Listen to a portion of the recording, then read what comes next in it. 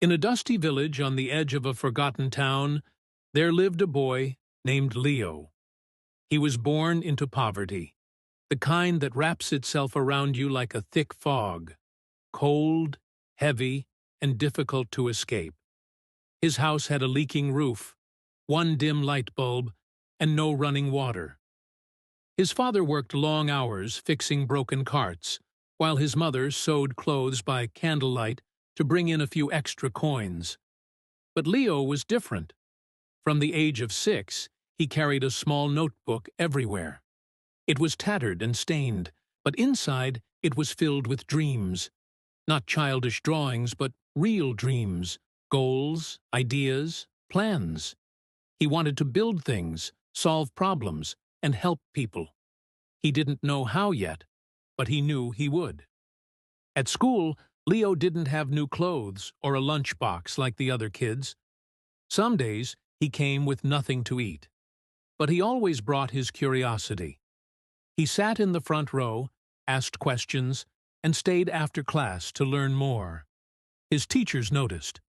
One day, Mr. Carter, his math teacher, pulled him aside. "You've got something special, Leo. Don't ever stop chasing it," he said, handing him an old laptop. Leo had never touched a computer before, but every night he taught himself to type, code, and search for knowledge.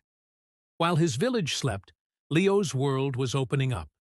He learned how machines work, how businesses are built, and how to turn ideas into reality.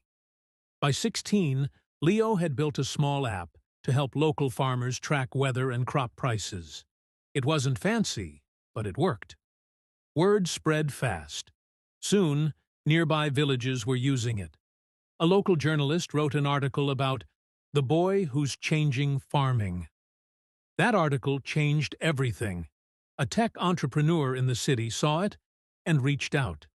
Impressed by Leo's talent and story, he offered him a scholarship to a top high school and later helped him get into university. For the first time, Leo left his village. He struggled at first. New city, new people, and a fast-paced world he wasn't used to. But he worked harder than anyone. While others partied, Leo built.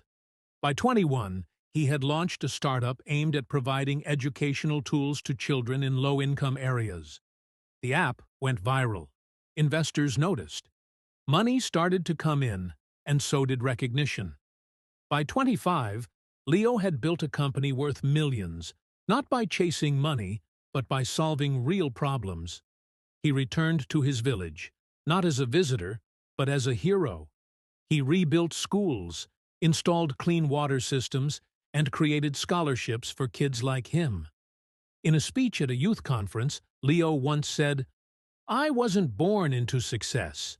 I was born into struggle. But struggle is not a prison. It's a forge.